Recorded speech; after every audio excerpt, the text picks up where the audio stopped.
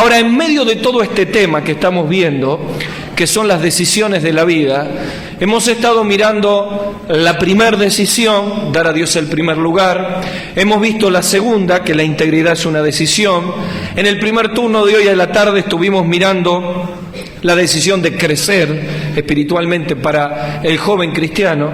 Y yo quisiera hablarles ahora de la decisión emocional. ¿Con quién voy a atar mi vida? Y aquí hay hermanos mayores que podrán decir, este mensaje es exclusivamente para los jóvenes, porque este predicador va a hablar una vez más de noviazgo y de cómo formar una pareja.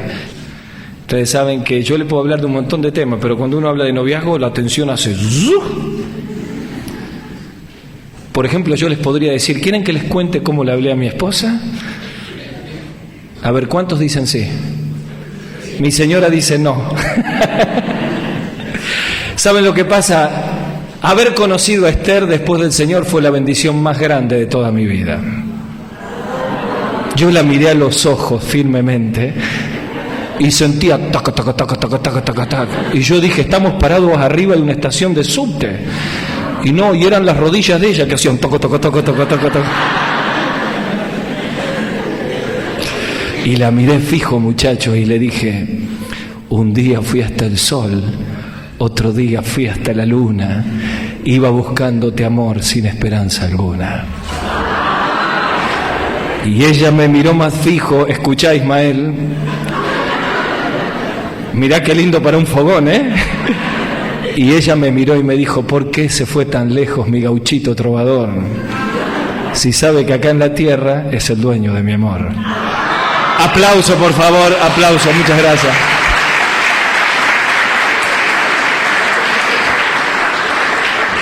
Vez número 1257 que lo cuento. Y mi señora me hace así, pero no puedo, es más fuerte que yo. Pero realmente haber encontrado la bendición después de 18 años de casados, de alguien que no solamente amo y ha enriquecido mi vida, sino me ha acompañado y Dios la ha llevado a crecer en su ministerio, ha sido la bendición más grande. Y yo a veces me pongo a pensar, y voy a ser honesto con los jóvenes, es muy difícil a los 22, 23 años medir hasta dónde uno va a tomar esa decisión. Y es allí donde uno tiene que confiar plenamente en la guía de Dios, porque uno no sabe a lo largo de los años cómo vamos a ir creciendo el uno con el otro. Sin embargo, la Biblia, a diferencia de este sistema totalmente de espaldas a Dios, nos da principios en los cuales podemos atar la vida para vivir felices. Miren, creo firmemente en los principios de la Biblia. Si no creería en ellos, no los hablo más. Estoy convencido de los sanitarios que son, no solamente para los jóvenes, sino para los matrimonios que hay aquí, porque vamos a hablar de conceptos que funcionan perfecto en el matrimonio. Una vez en un programa de AM que hacíamos hace años, trajimos a un psicólogo cristiano y estamos hablando de las verdades de la Biblia. Entonces, en medio del ida y vuelta, le decimos, ¿usted cree que los principios cristianos de la Biblia funcionan en aquellos que no conocen a Cristo, que no son cristianos? Y él me dijo, claro que funcionan, porque son sanitarios en sí mismos, son potencialmente extraordinarios en sí mismos, pero tienen un techo. Y es el techo del Espíritu Santo, la ausencia del Espíritu Santo en la persona. Ahora, ¿cuánto más estos principios funcionan en la familia cristiana, en el hogar cristiano, en el muchacho y la chica que van a empezar a orientar su vida, cuando Dios está en ellos y se pueden potenciar estas verdades para llegar a vivir una familia y un matrimonio feliz? Por eso, cuando uno habla de la voluntad de Dios, debe sacarse ese concepto místico de que Dios va a aparecer mágicamente y con una mano que va a escribir en la pared, mene, mene, tekel, uparsin, me va a decir, te tenés que casar con... ¿Vos querés que te diga? No te voy a decir. Me querés casar con... y viene el nombre. No, no es así. En realidad la Biblia nos da principios para interpretar la voluntad de Dios, y donde está la voluntad de Dios yo me tengo que dirigir. La voluntad de Dios es tan clara en la Escritura que para que se haga específica en nosotros tenemos que meternos dentro de ella. Quizá al hablar de estas verdades hay familias en esta congregación y en este ilustre auditorio que siente que muchas de las ilusiones se rompieron, que sienten que muchos de los sueños que tuvieron cuando se unieron ya no están. Tal vez haya en este auditorio personas que ya se les ha roto la familia y dicen: ¿podré yo tener esperanza con todos los dolores que tengo? Pero tal vez usted tiene hijos que tiene que ayudar a orientarse correctamente, ¿no es cierto? O nietos, o tiene nuevos hermanitos en la fe que hay que ayudarle a hacer las cosas como corresponde. Cuando uno tiene jóvenes que van a orientar su vida, líderes espirituales, hay que enseñarle a nuestros jóvenes los principios del matrimonio. ¿Cómo? Eso no hay que aprenderlo después. No, miren, en los cursos prematrimoniales que hacemos en la iglesia, muchas oportunidades descubrimos que quienes vienen al altar no tienen idea de lo que están haciendo. Es necesario que un muchacho y una chica comprenda las bases de la comunicación, los roles de los esposos, las metas espirituales para la familia, de tal manera que cuando va a atar la vida con alguien, sabe perfectamente qué espera. La ausencia de conocimiento de esas verdades hace que unamos nuestras vidas con valores que son totalmente temporales y que no nos ayudan en nada. Por eso vamos a abordar la voluntad de Dios en las emociones y vamos a tratar de mostrar el modelo bíblico y vamos a abrir el abanico a la familia. Y vamos a abrir el abanico a aquellos que ya tienen un hogar y vamos a abrir el abanico para aquellos que necesitan que el bisturí de vino pueda cerrar algunas heridas que se han abierto en casa. Y hoy podamos decir, como dice en los primeros capítulos de Marcos, se oyó que Jesús estaba en casa. Y que esa sea la bendición de cada uno de nosotros. Adelante. A manera de introducción, algunas pequeñas reflexiones de lo que vamos a ver. Evidentemente pasamos todas de esta placa y la dejamos. Es uno de los temas más difíciles de resolver en la juventud, precisamente porque estamos inmersos en una sociedad que no tiene límites. Es interesante cuando el apóstol Pablo habla con Timoteo y le dice: consérvate puro. El verbo conservar allí se puede traducir guardar. Es la misma palabra que aparece en la oración de Juan 17 de Jesús, cuando orando por los discípulos dice: Señor, no te pido que los quites del mundo, sino que los... Es la misma palabra, tereo. Es la misma palabra que el apóstol Pablo expresa en 1 Tesalonicenses cuando dice: jóvenes, hermanos, todo vuestro ser, espíritu, alma y cuerpo sean... En ambos casos la palabra está diciendo: hay un peligro inminente. Hay una facilidad tremenda de perder la pureza. Por lo tanto, cuando a su hijo Timoteo le dice consérvate puro, lo que está diciendo es guarda tu pureza. Evidentemente, uno de los espacios más difíciles donde poder guardar la pureza es el noviazgo. Y yo quisiera tomar la figura de la computación, muy común para nuestros jóvenes, y tomar algunos conceptos que para los adultos sean más difíciles, pero para los chicos los manejan así. Y ese concepto es cuando uno se conecta a Internet. Suele ocurrir que algunos virus que vienen se alojan en el disco rígido de la máquina y nos complican todo, ¿verdad que es así? Bueno, pensemos que nuestra mente es como un disco rígido y que tal vez tenemos un formato de pareja que está lleno de virus, viciado totalmente. Un poquito traemos de casa, un poquito traemos de la universidad, un poquito traemos de los amigos, un poquito traemos de toda esta historia de los amigobios que hay ahora, mitad amigos, mitad novios, ni pan, ni esto, ni lo otro, no se sabe lo que son. Y en medio de una sociedad que nos está saturando con pibes que queman etapas, con relaciones triangulares en programas de adolescentes, con chicos de 12 y 13 años que tendrían que jugar y vivir la vida y están pensando con quién se van a enganchar o van a transar o van a hacer, como los términos que usan los chicos hoy. Y en medio de todo eso se va alojando en nuestra mente virus que a la hora de en la familia del Señor tomar decisiones con quién voy a seguir adelante, incorporo conceptos que están fuera de la voluntad de Dios. Es decir, yo pongo Norton ahí porque es uno de los antivirus más conocidos. Necesitamos escanear, pasar todos los virus que tenemos y tomar el formato correcto de la palabra de Dios. Para los hermanos mayores, sencillamente tomar el modelo de la Biblia y despojar de la mente los modelos que están viciados. Así que pensando en todo esto, quisiera dejarles 4 principios para la pareja cristiana, que funcionan en los que van a ponerse novio y que son sanitarios para la familia. Así que todo el mundo puede recibir de la palabra de Dios algunas bendiciones. Adelante, vamos a ver el primero de todos ellos. En primer lugar, para tener pureza en el noviazgo y para ser feliz en el matrimonio, la primera verdad que nos enseña la Biblia es que debemos ser sensibles a la voluntad decretada de Dios en la selección. Una parte para que entendamos el concepto de voluntad decretada. Mire, uno de los conceptos, recuerdo cuando asumió el nuevo Papa, el alemán Joseph Ratzinger, en su mensaje de bienvenida o de inicio de su papado, dijo: Europa tiene dos problemas y hay que reevangelizar Europa. Uno es el materialismo y el secularismo, y otro es el relativismo. ¿Qué es el relativismo?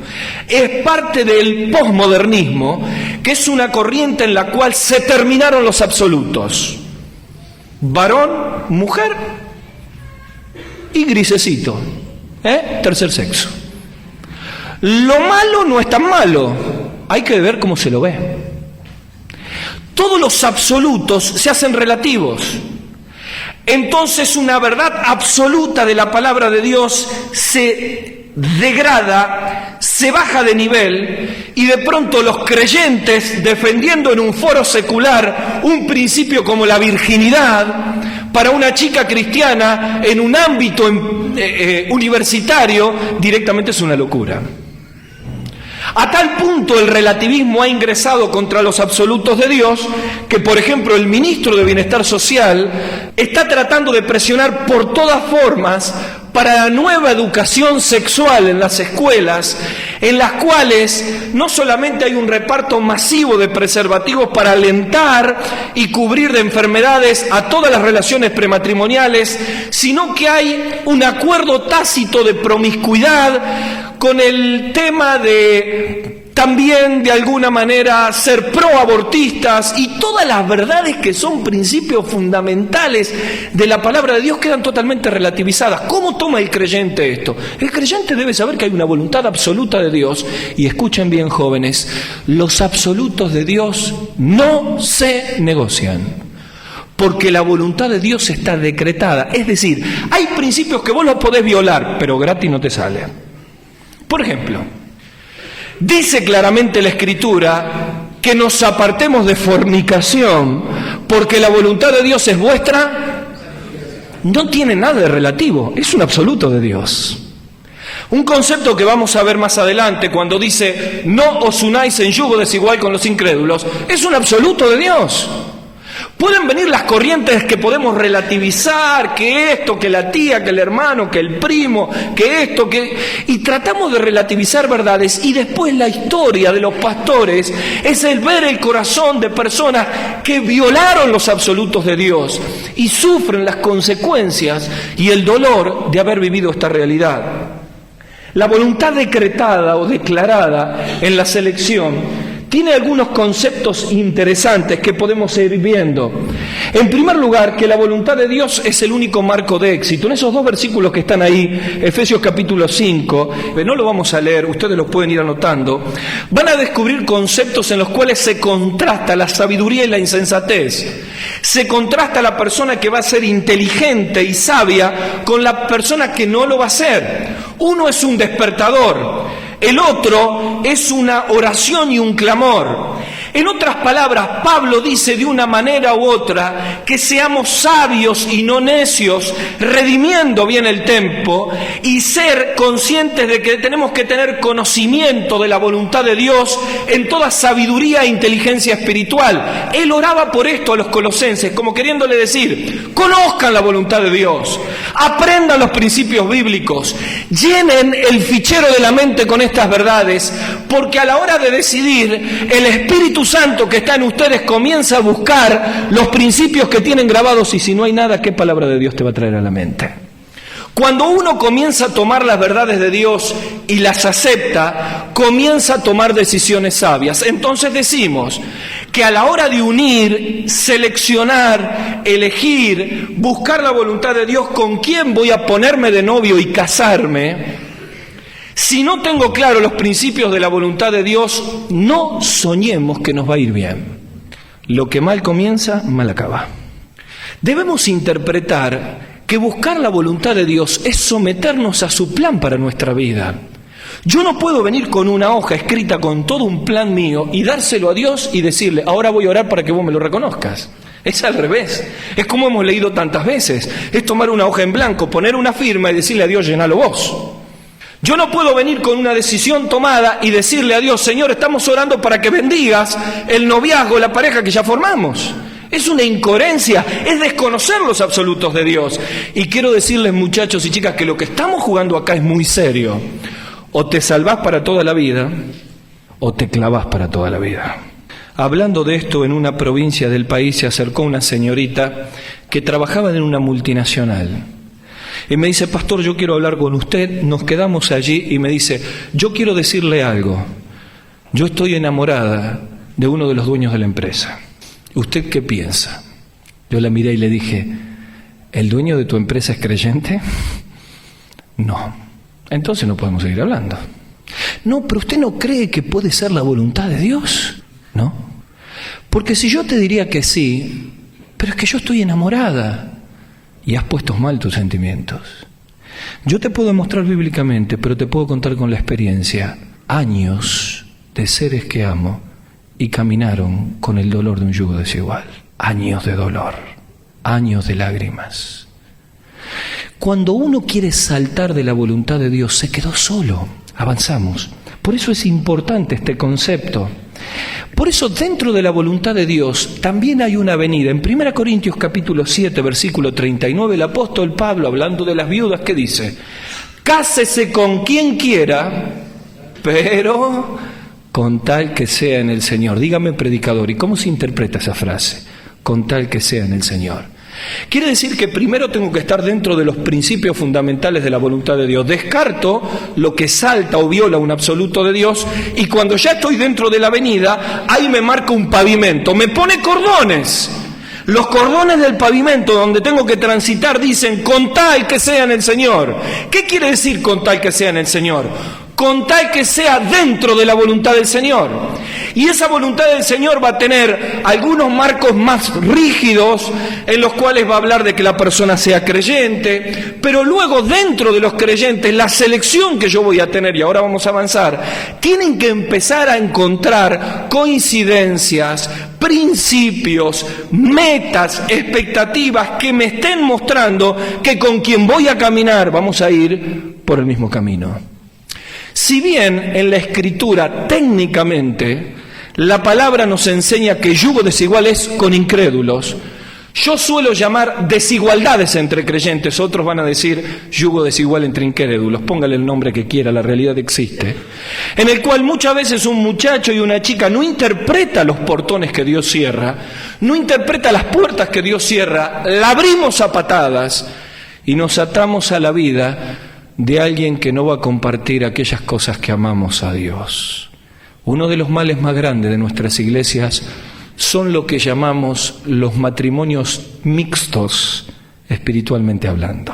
Ella llora ante el llamado de Dios. Él se queda en casa mirando la televisión. Ella toma a los niños para mostrarles del amor y el servicio cristiano. Él duerme la siesta. Ella pasa horas de rodillas orando por sus hijos. A él no le interesa, solo trabaja. Y viceversa. ¿Saben cuántos tenemos así en nuestras iglesias? Por eso qué importante es tomar esta decisión dentro de la avenida de la voluntad. Hay 5 razones de infelicidad que yo voy a nombrar, de acuerdo a 2 Corintios capítulo 6, por si alguno de los que está presente aquí está jugando a 2 aguas con una chica o un muchacho inconverso, o alguna hermana que ha venido sola a los pies del Señor y está entablando una relación emocional con una persona del trabajo o del barrio que no es de Cristo. Debo decirle, mi querido amigo, hermana, que hay 5 razones de vida práctica en las cuales no va a haber felicidad en un yugo desigual. 2 Timoteo capítulo 6, y vamos a ver, muchachos y chicas, estos conceptos. 2 Corintios, capítulo 6, versículo 14. 5 contrastes de aquellos que van a ser infelices por unir sus vidas con alguien que no es de Cristo. En primer lugar, dice: no os sugáis en yugo desigual con los incrédulos, porque ¿qué compañerismo tiene? Primer contraste, un contraste moral, la justicia con la injusticia. ¿Dónde se pone la línea en la relación de un muchacho y una chica, uno creyente y uno no, en la cuestión moral? ¿A dónde traza la línea uno y a dónde traza la línea lo otro? Uno va a trazar la línea en base a las verdades de Dios, el otro la va a correr 2 metros. Entonces va a haber desacuerdos y enfrentamientos tremendos. Segundo contraste, un contraste de reinos. ¿Qué tiene la luz con las tinieblas? Es una cuestión de metas. Es alguien que intenta mirar las cuestiones del reino de la luz y otro que va a mirar las cuestiones en el reino de las tinieblas. Van a salir un sábado de la noche, van a estar en una reunión social y uno se va a sentir totalmente incómodo porque va a escuchar malas palabras, groserías, doble sentido, y el otro se va a sentir como pez en el agua. Uno va a querer compartir actividades que no tienen nada que ver con las cuestiones de Dios y el otro le va a parecer lo mejor, y también viceversa. Quien une su vida a alguien que no es de Cristo va a tener un contraste de señoríos. ¿Qué tiene Cristo con Belial? Belial es lo que no vale, lo que es ruin, lo inútil. Es decir, no se puede servir a 2 señores. Alguien va a querer servir al Señor y el otro va a querer servir a la riqueza. Alguien va a querer invertir tiempo el domingo y se van a pelear porque él viene a la reunión, ella no viene a la reunión, porque él quiere salir con los amigos, porque se quiere quedar, porque a la hora de reunión le cae gente. Es una discusión continua, es un desgaste continuo, y cuando el desgaste y la discusión aumenta, el amor y la riqueza de la pareja se desgasta. Hay un contraste de servicios, templo de Dios y templo de los ídolos. Acá viene la lucha más grande. El que es de Cristo se da cuenta que los años se le van y no tiene nada para el tribunal de Cristo. El que no es de Cristo dice: yo laburo de lunes a sábado y encima el domingo te vas a ir también. Y allí viene otro enfrentamiento más, y un contraste de vínculos, la fe y la incredulidad. ¿Cómo vamos a criar a nuestros hijos? Uno va a querer criarlo en el camino del Señor, el otro va a querer criarlo en las cuestiones seculares. Díganme cómo hacemos funcionar esto. Es poner un molde cuadrado, un objeto cuadrado en un molde redondo. No funciona. Tenemos que decir entonces que frente a la voluntad de Dios, quien quiere ser feliz debe ser sensible. Entonces la primera pregunta que deberíamos hacernos para avanzar en todo esto es exactamente: ¿qué modelo de familia quiero? Los muchachos y las chicas que están acá, díganme qué modelo de familia tiene. Cierran los ojos y piensan: me gustaría tener una familia como la de fulano de tal. Siempre hay modelos. Y entonces te hago la segunda pregunta: ¿qué estás dispuesto a hacer para llegar a tener esa familia? Y la primera decisión que tenés que tomar en esta noche es decir: Señor, estoy convencido que tu voluntad es lo mejor que me puede pasar. No quiero vivir un minuto más fuera de tu voluntad. Miren, un hermano me dijo una vez: vivir fuera de la voluntad de Dios es perder el tiempo y la vida. ¿Verdad que es así? Cuando uno descubre la bendición de la voluntad de Dios, cuando se corre medio metro para la izquierda o para la derecha, es un infeliz. Se siente vacío, se da cuenta que se le van los minutos y la vida en cuestiones que no le interesan. ¿Cuánto más a la hora de decidir con quién voy a guiar mi vida? He hablado con decenas y centenares de jóvenes en campamentos y retiros sobre este concepto y he visto a veces como el corazón se endurece y porfiamos con la voluntad de Dios y renegamos con la voluntad de Dios, y he visto una y otra vez hermanos y hermanas que se han equivocado con esto. Y como una querida madre de nuestra iglesia que viene con sus hijos sola a la reunión y en algún momento dijo en una reunión de testimonio: todavía me acuerdo cuando mis pastores en el club bíblico hace 15 años atrás me decían: no te unas a ese muchacho. Y una hermana se le acercó y le dice: ¿te animarías a dar ese testimonio frente a las adolescentes? Este es el punto que tenemos que definir. La voluntad de Dios es la venida para armar una familia de bendición. Pero debo decirles a todos mis queridos oyentes que la voluntad de Dios es un concepto dinámico, no estático. No es que yo hice dentro de la voluntad de Dios las cosas y a partir de ahora los próximos 20 años voy a tener bendición. No, Señor. Si no, no sufriríamos tantos divorcios en la familia del Señor. El problema es que tenemos que entender que la voluntad de Dios es un concepto en el noviazgo Es un concepto a la hora del casamiento, hay que practicarlo a los primeros 5 años de casado, hay que practicarlo a los próximos 10 años de casado, y hay que entender que la voluntad de Dios se tiene que buscar continuamente. Por eso deberíamos preguntarnos en esta noche a los hermanos mayores que estamos aquí, si estamos orientando la familia dentro de la voluntad de Dios o se nos salió de madre. A los novios que están aquí, si están orientando su noviazgo dentro de la voluntad de Dios o salimos de curso. A los jóvenes que están aquí, si estamos dispuestos a buscar la pareja dentro de la voluntad de Dios o estamos haciendo como hacen todos los pibes del mundo. Segundo principio, debemos entender que el noviazgo es una etapa de siembra. Hay diferentes siembras que encontramos en la Biblia y yo quisiera nombrarle algunas. ¿Qué hago cuando estoy de novio? La mayoría de los jóvenes cristianos no tienen la menor idea. Así que si vamos a pensar la voluntad de Dios en la selección, antes de avanzar aquí, estamos pensando que a la hora de buscar a aquel muchacho, aquella chica que dentro de los contactos cristianos que tengo, Dios me va mostrando, deberemos pasar un buen tiempo en oración para descubrir realmente si aquello que está atando mi corazón es lo que Dios le está mostrando al otro. Quitar la oración de la búsqueda de la voluntad de Dios en la pareja es directamente firmar el certificado de defunción para la familia. No va a funcionar. Ahora, cuando uno va a iniciar una relación de noviazgo, tiene que saber qué va a ser los años que va a estar de novio. No se la va a pasar todo el día en el sillón del living mirando televisión, o paseando por el centro, o comiendo en McDonald's. Algo más hay que hacer cuando estamos de novio. Y entonces tenemos que pensar cuáles son los valores que hay que cultivar. Y en esto vamos a pensar en los valores que tenemos que cultivar como familia cristiana y que tanto necesitamos en este tiempo. Adelante, en primer lugar, hay que aprender, a amarnos, aprender a conocernos. Y allí pensamos en expectativas, en prioridades, en patrones de conducta, en metas y propósitos y aprender a enriquecernos espiritualmente. Muchacho, vos te querés poner de novio, tenés que estar dispuesto a trabajar en todo esto. Pero ¿cómo el asunto? ¿No era hablarla nada más y avanti morocha? No. Ningún joven cristiano que ama al Señor se puede poner de novio con una chica sin pensar que con ella se va a casar. Si no podés pensar en el casamiento, no te pongas de novio. ¿Vos escuchaste lo que yo te digo? Por eso si tenés 13, 14, 15 años, aunque el predicador te suene antipático, la adolescencia no es edad para el noviazgo. Porque tu vida está en un proceso de maduración. Es como decía el poeta, hoy es una pena, mañana una ilusión. Amores de estudiantes, flores de un día son. Y así suele ocurrirnos. Hoy me parece que es esta, mañana me parece que es la otra. Y como hay una inestabilidad emocional, el tiempo de la adolescencia es el tiempo de la amistad, del compañerismo cristiano. En estas conferencias los adolescentes tienen que tratar de compartir con amigos, con amigas, conocer chicos cristianos, edificarnos, pasarla bien.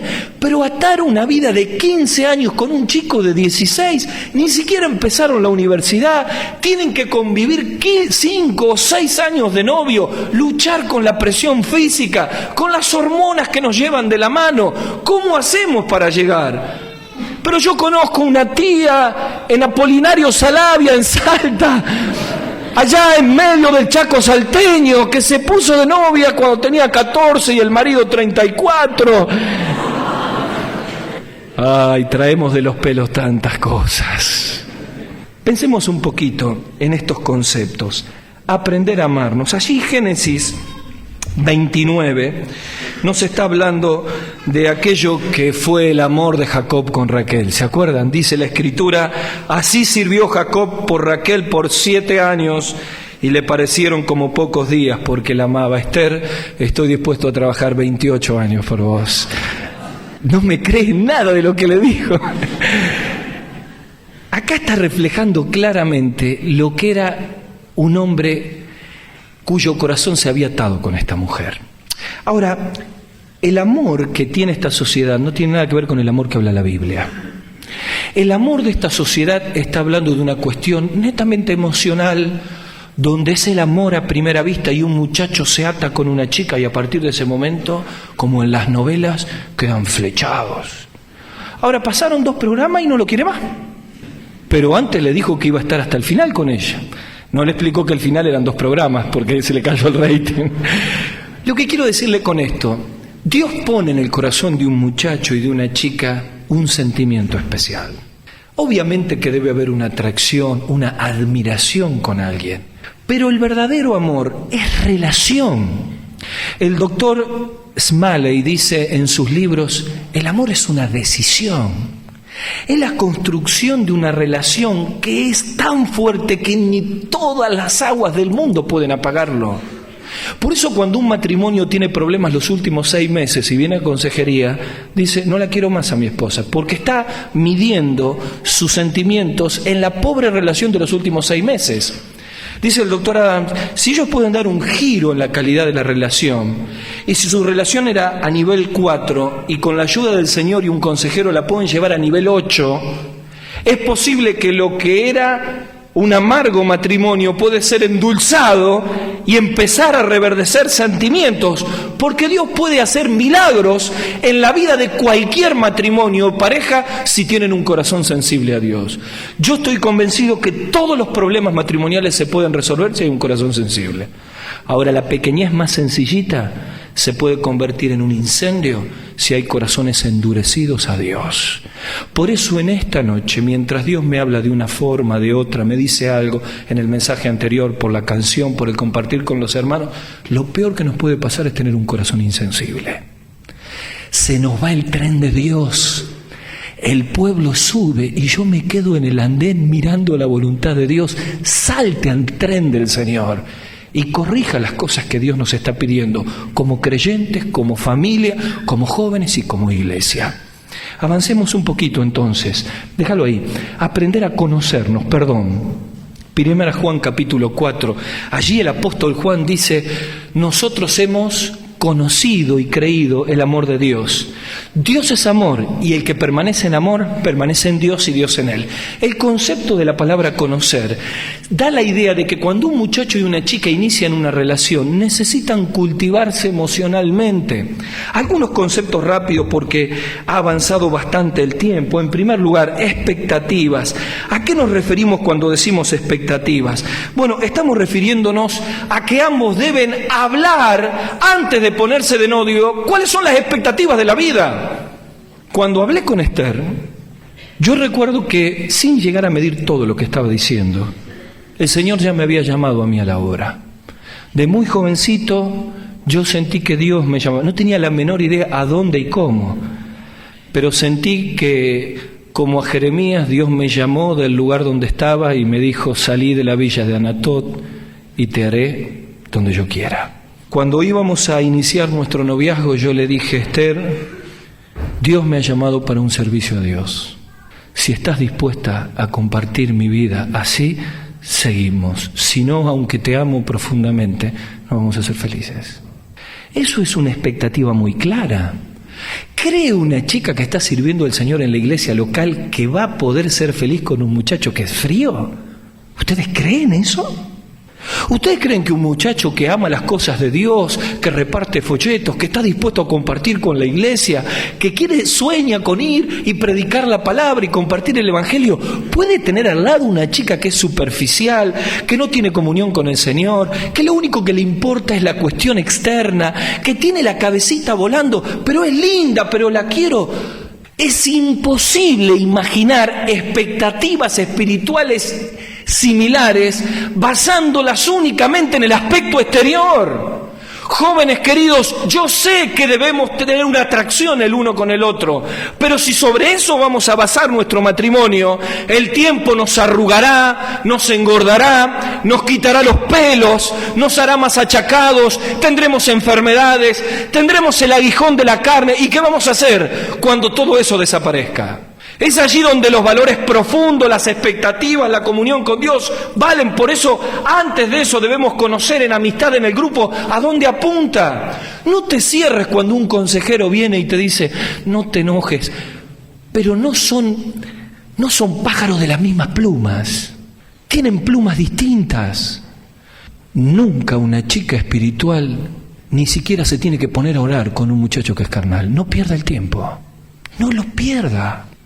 Y si vos tenés una vida pobre espiritualmente y amás a una chica espiritual, no por ella sino por el Señor, ordenate espiritualmente, porque si no tu matrimonio futuro va a ser una continua discusión. Prioridades.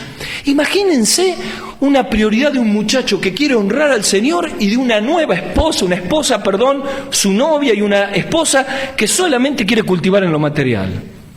¿Ustedes saben lo que es una esposa carretilla? ¿O un esposo carretilla? Hay que empujarlo todo el tiempo. Son dos yugos, dos animales que están tirando distinto. Por eso a la hora de pensar en esto tenemos que tener prioridades, patrones de conducta. ¿Cómo reaccionamos como creyentes frente a la comunidad? ¿Qué actitud tenemos el uno con el otro frente a las tentaciones de la vida? ¿Cómo actuamos cuando nos enojamos? ¿Qué hacemos? ¿Tomamos la verdad de la palabra de Dios y no dejamos que el sol ponga sobre nuestro enojo? ¿O nos enchinchamos los dos y como los esposos, uno tira la sábana de un lado y el otro tira la sábana del otro y el otro tira y de pronto nos quedamos sin sábana? ¿Cuántos esposos han hecho un acuerdo enfermo en la resolución de los conflictos? ¿Cuántos matrimonios pasan un día sin hablarse, 2 días? Hay aquí esposas que cuando el esposo se va de casa lo desautorizan delante de los chicos como una revancha por un corazón herido.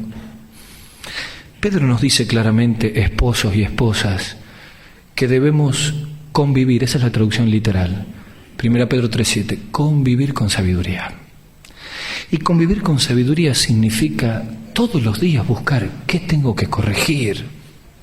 Miren, la mujer quejosa de Proverbios es tan destructiva como el hombre de Colosenses cuyas oraciones tienen estorbo por la aspereza con que trata a su esposa. Y tal vez en este auditorio haya una esposa herida y que ha venido a la reunión y tiene una herida profunda en el alma con su esposo. O aquí viene un esposo que ha llegado a la reunión y está enfrentado con su mujer. O hijos enfrentados, o hermanos enfrentados. Déjenme llevarle por el Espíritu Santo a 2 Corintios capítulo 2, no lo busquen. Pablo escribe a los corintios y le dice, miren, hay que perdonar a un ofensor. Yo lo perdono, la iglesia no lo quería perdonar. Y le dice, miren, esto no es cuestión de orgullo. Si la iglesia no lo perdona, él me ofendió a mí, pero yo lo perdono. Y si ustedes no lo perdonan, le abrimos el ventanal al diablo. Cuando él habla de que no le demos ventaja porque no ignoramos sus maquinaciones, está diciendo, en el corazón donde nace un rencor, en el corazón donde se anida una raíz de amargura, en el corazón donde hay orgullo y no queremos perdonar porque eso es una manera de tener orgullo, en el corazón donde nos endurecemos, en el hogar con el esposo, con la esposa, con los hijos, abrimos el juego al enemigo y destructor de nuestras almas. La realidad de matrimonios enfrentados, cuando la temperatura del hogar se enfría, se abre el camino a las infidelidades. ¿Cuántos hombres que han caído y han sido infieles a su esposa surgen como el resultado de un hogar frío, de una mujer que no escucha, rezongona, que critica, de un hombre agresivo, de falta de comunicación? Tenemos que en el noviazgo aprender a conocernos, saber las necesidades el uno con el otro, aprender a cultivar la comunicación.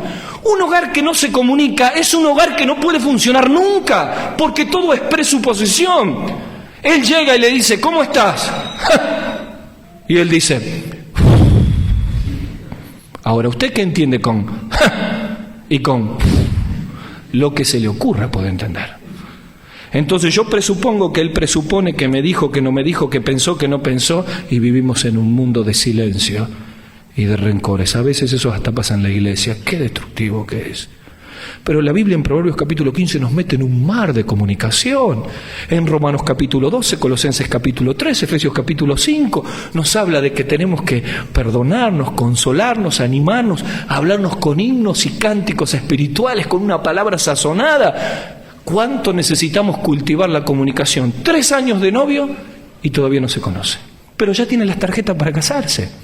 Rompan las tarjetas y primero conózcanse. Debemos cultivar patrones de conducta, metas y propósitos, pero también debemos aprender a enriquecernos. El noviazgo es un periodo donde el muchacho y la chica tienen que enriquecerse espiritualmente. Jóvenes varones que están aquí, la primera oveja que Dios le va a pedir cuenta es su futura esposa. antes que los muchachos del club bíblico, antes que los chicos de la hora feliz, antes que cualquier hermano. La primera oveja que Dios me va a pedir cuenta es Esther. Y al decirlo acá públicamente, estoy haciendo un compromiso sobre ella y delante de Dios. Queridas chicas, la primera persona que Dios le va a pedir cuenta es su novio y su futuro esposo. Porque si la Biblia muestra claramente, allí en Lucas capítulo 1, tenemos el matrimonio de Zacarías y Elizabeth, que dice que ambos eran justos delante del Señor. ¿Qué está queriendo? Los dos tenían vida espiritual propia. Los dos se enriquecían, los dos eran una fuente de bendición el uno con el otro. Es el muchacho que puede compartir los desafíos espirituales, es la chica que puede hacer una lista de oración, es la chica que va a servir al Señor y él ora por los chicos de la hora feliz que son un problema. Es el hermano, es el muchacho que toma el nombre de la esposa que es la mamá de uno de los chicos que ministra y está teniendo problemas. Es el muchacho que le comparte el devocional de ese día. Son los dos que van a servir al Señor juntos, que son una bendición en la iglesia local, y que cuando se casan, como un mal tremendo en nuestras iglesias, en vez de tomarse un año de jubileo, como en el tiempo de Israel, se casan y son una bendición para la iglesia. Cuando esto no ocurre, armamos un matrimonio sobre bases superficiales. Después que están casados, el primer año no tienen tiempo para Dios, porque hay que juntar plata para pagar el alquiler. Y los primeros 5 años porque compraron el terrenito y quieren terminar la casa, y ya vinieron los chicos y hay que comprarle la ropa, hay que pagar el colegio, hay que pagar el transporte. Después los chicos crecen y están en la primaria y van a un instituto de música, inglés, piden zapatillas nuevas, piden ropa nueva, hay que trabajar y no tengo tiempo para Dios. Y después los chicos están en la universidad y más nos requieren, y aparte nos compramos el auto y pudimos progresar y tenemos una quinta y tenemos un montón y no tenemos tiempo para Dios. Y entonces cuando los hijos se van, nos volvemos a encontrar a los 60, 70 años y nos miramos el uno para el otro y no tenemos nada para Dios. Tenemos para los hijos, para los nietos, para el dinero, para lo secular, y tenemos las manos vacías para el Señor. Como tantas veces he dicho, qué conflictivos que somos. Cuando necesitamos a Dios lo tratamos como un rey. Cuando tenemos que darle, lo tratamos como un mendigo. Le damos las sobras de la vida. ¿Cuántos hogares cristianos están en esta congregación que se le han escapado los últimos 5 o 10 años de familia para las cosas temporales? Quizás soñaste ser una Aquila y Priscila y te has convertido en una Mical, que mientras David servía al Señor en la ventana del egoísmo criticas a tu esposo o viceversa. Esta es una noche de volver al altar del Señor como familia y decir como Josué al unísono: yo y mi casa, amén. Avanzamos. Tercero, y voy terminando. Cuando no sembramos correctamente, sembramos equivocadamente. Y en estos minutos finales de este mensaje, quiero hablarles a todos los chicos y las chicas que han cultivado donde no tenían que cultivar. Dice el apóstol Pablo en Gálatas, adelante, lo ponemos todo: no os engañéis, Dios no puede ser burlado. Todo lo que el hombre sembrare, eso también segará. Podemos sembrar en el noviazgo, podemos sembrar en la vida individual, podemos sembrar en el matrimonio, en las cosas que son espirituales y puras, o podemos sembrar en lo físico y sufrir tremendas situaciones. Miren, pocas cosas han hecho más daño a las parejas cristianas que el exceso físico. Estaba en un campamento y hablé de este tema, y cuando terminó el mensaje vino una pareja. Siempre hablo con parejas. Yo creo que el drama más grande de los noviazgos cristianos es el exceso físico, es cuando las manos se van, es cuando ya estamos rondando una pseudo relación física, es cuando ya no podemos controlar, es cuando estamos jugando con fuego. Hablando con esta pareja, yo me di cuenta que había algo escondido, y mientras daban vuelta, fuimos al grano. Y confesaron que habían tenido relaciones. Y después confesaron que hacía meses que tenían relaciones. Y después confesaron que lo habían hecho un montón de veces. Y estaban sirviendo al Señor en la iglesia. Yo les podría hablar de encuestas cristianas que se nos salen los zapatos de los números de jóvenes cristianos que tienen relaciones extramatrimoniales. Pero le quiero hablar a aquellos muchachos y chicas que están aquí y están en problemas. Miren, la destrucción de la pureza es terrible. Si aquí hay novios cristianos que se han pasado en lo físico, déjenme decirle, necesitan ayuda. no te podés ir de esta reunión sin buscar ayuda, porque estás a punto de arruinar tu vida. Yo voy a mostrarte en unos segundos la lista de consecuencias del que siembra en lo físico. La destrucción de la pureza, el infierno de una vida que vive relaciones prematrimoniales, lo que dijo David en el Salmo 32, mientras callé, envejecieron mis huesos, no había nada vivo en mi vida, era un sequedal completo, la vida de alguien que siente la culpa, que está formando un futuro matrimonio sobre una base de desconfianza. Queridos chicos, el valor, uno de los valores más importantes de la pareja es la confianza. Por eso cuando en Cantar de los Cantares Salomón habla de su amor, dice: esposo mío, amigo mío, esposa mía, amiga mía. Escuchen bien, en el noviazgo la mejor amiga tiene que ser tu novia y el mejor amigo tiene que ser tu novio, alguien en quien confiar. Los matrimonios cristianos tenemos que entender que nuestro esposo debe ser nuestro mejor amigo. Podemos tener amigos creyentes, podemos tener amigas creyentes, pero mi cónyuge tiene que ser mi mejor amigo, porque la confianza es la base completa para construir un hogar. ¿Cómo convive un esposo en la desconfianza? En las pequeñas mentiras, en los engaños, en las infidelidades. Por eso el noviazgo debe ser planteado en base a esto. Por eso es importante que entendamos que lo último que tenemos que hacer en la pareja es cultivar lo físico. No podemos frenarlos. Cuando lo físico se cultiva y nos excedemos físicamente y nos excedemos en las caricias y estamos jugando con relaciones prematrimoniales, estamos en medio del infierno. Es el concepto que utiliza Salomón en Proverbios capítulo 7. Camino al Seol es su casa. Es el concepto que utiliza Job en el capítulo 31. Habla del Abadón, el departamento del Hades. Es aquel que se entrega a las pasiones descontroladas. Es un fuego que no se puede controlar y que quema las ilusiones, los sueños, las expectativas. Quema todo. Y luego cargamos durante la vida con una mochila que no podemos superar. ¿Tú quieres de saber por qué tienes que cortar? Yo quiero mostrarte una lista de consecuencias que solo voy a leer para ir terminando. En primer lugar, quien cultiva lo físico y tiene relaciones prematrimoniales arrastra la reputación de Cristo por el barro. En segundo lugar, hiere al mejor amigo o a la novia. Chicas, un muchacho que le pide una prueba de amor no te ama. Lo que él está queriendo decir es lo que enseña Pablo en 1 Tesalonicenses 4, cuando en medio de la pureza dice: ninguno agravie ni engañe en nada a su hermano. Y dice: ¿qué tiene que ver esto con todo el contexto de la pureza?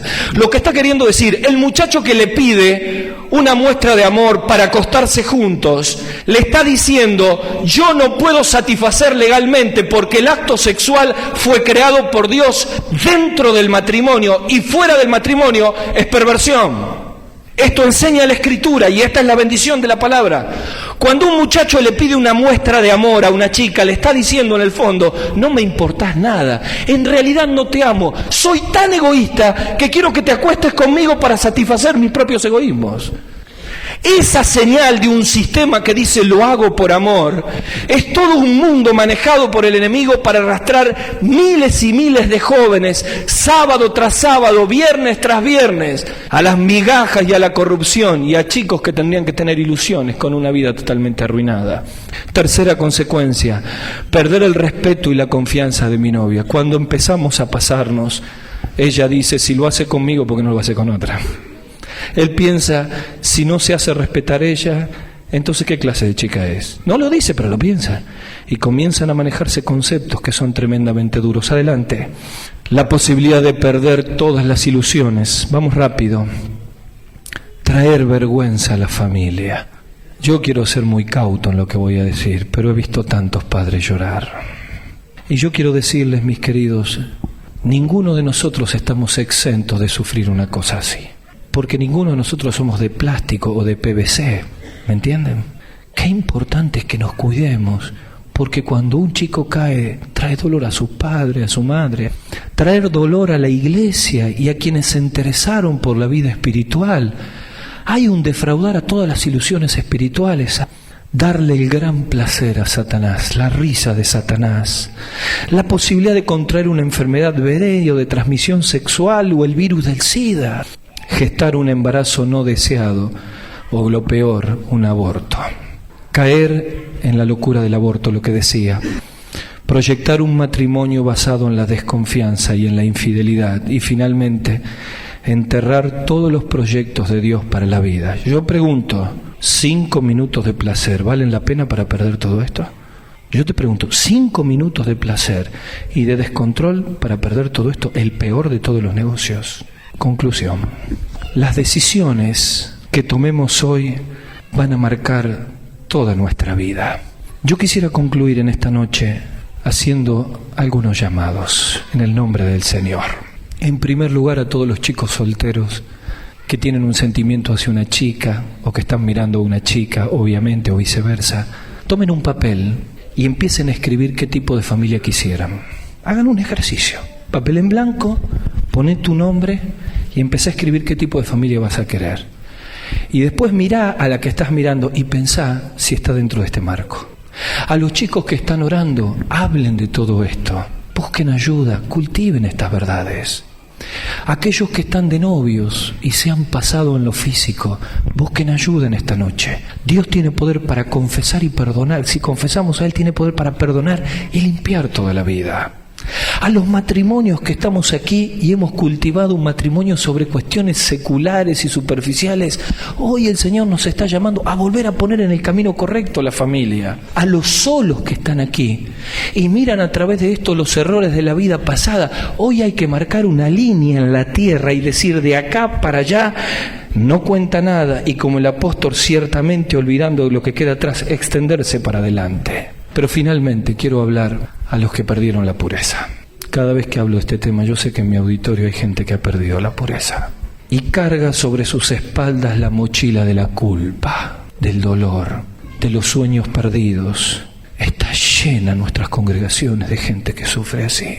Déjame decirte, mis queridos, que Cristo es un restaurador por excelencia, que nuestro amado Salvador se inclinó ante el dolor del caído y siempre estuvo dispuesto a dar una nueva oportunidad.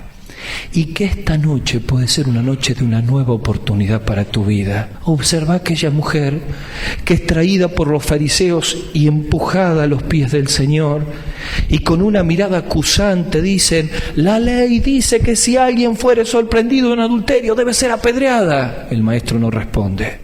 Vuelve la acusación, el maestro sigue escribiendo en tierra, pero con amor él dice: si alguno está libre de pecado, que tire la primera piedra. Y aquellos que acusaron se van mientras las piedras van cayendo, y aquella mujer sintió que toda carga de su alma era quitada. Cristo puede en esta noche perdonar todos los pecados y hacer el principio de Hebreos 9:14 una realidad en la vida. Cuánto más la sangre de Cristo limpiará vuestras conciencias de obras muertas para que sirváis al Dios vivo. ¿Podría ser esta una noche de restauración?